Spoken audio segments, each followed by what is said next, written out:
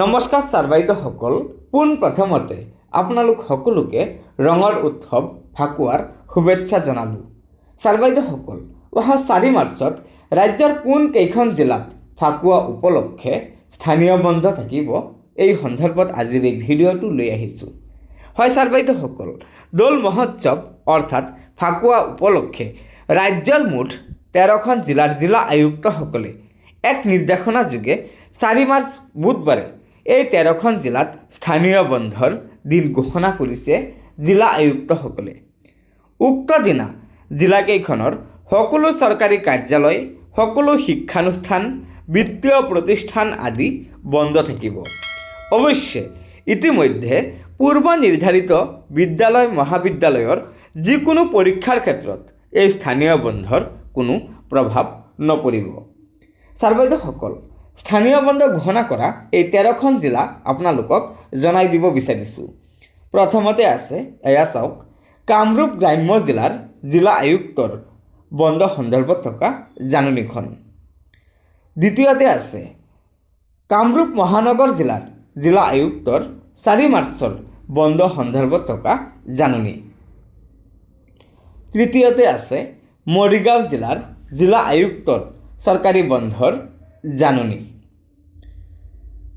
পঞ্চমত আছে কোকৰাঝাৰ জিলাৰ জিলা আয়ুক্তৰ 4 মাৰ্চৰ স্থানীয় বন্ধৰ জাননী। তাৰপিছত আছে নগাঁও জিলাৰ জিলা আয়ুক্তৰ চৰকাৰী বন্ধ সন্দৰ্ভত থকা 4 মাৰ্চৰ বন্ধৰ জাননী। তাৰপিছত আছে তিনিচুকীয়া জিলাৰ জিলা আয়ুক্তৰ 4 মাৰ্চৰ স্থানীয় বন্ধৰ নিৰ্দেশনা।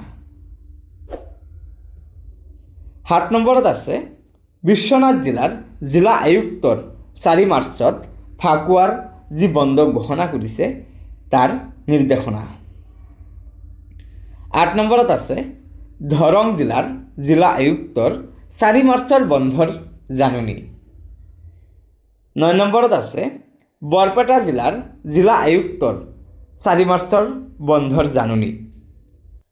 10 নম্বৰত আছে শোণিতপুৰ জিলাৰ জিলা আয়ুক্তই অহা 4 মাৰ্চত ফাকুৱা উপলক্ষে ঘোষণা কৰা বন্ধৰ নিৰ্দেশনা। 11 নম্বৰত আছে হাইলাকান্দি জিলাৰ জিলা আয়ুক্তই 4 মাৰ্চত যি স্থানীয় বন্ধ ঘোষণা কৰিছে তাৰ জাননী। 12 নম্বৰত আছে কাছাৰ জিলাৰ জিলা আয়ুক্তই 4 মাৰ্চত যি বন্ধ ঘোষণা কৰিছে তাৰ নিৰ্দেশনা।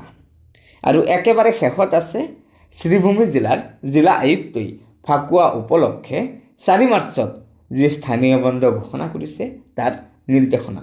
আৰু এই শ্ৰীভূমি জিলাই প্ৰথমতে ফাকুৱাৰ বন্ধ সন্দৰ্ভত এই নিৰ্দেশনাখন প্ৰকাশ কৰিছিল।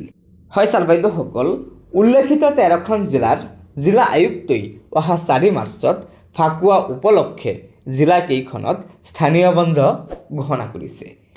আৰু আশা কৰা হৈছে যে আগন্তুক সময়ত ৰাজ্যৰ আটাইকেইখন জিলাৰ জিলা আয়ুক্তই এই ফাকুৱাৰ বন্ধ ঘোষণা কৰাৰ পূৰ্ণ সম্ভাৱনা আছে। গতিকে ছাৰ বাইদেউসকল, লগৰ বন্ধুবৰ্গক ভিডিঅ'টো শ্বেয়াৰ কৰি আজিৰ এই গুৰুত্বপূৰ্ণ খবৰটো জনাই দিব। আৰু নতুনকৈ অহা ছাৰ বাইদেউসকলে অনুগ্ৰহ কৰি আমাৰ এই চেনেলটো ছাবস্ক্ৰাইব কৰি ল'ব। ধন্যবাদ। জয় আই অসম।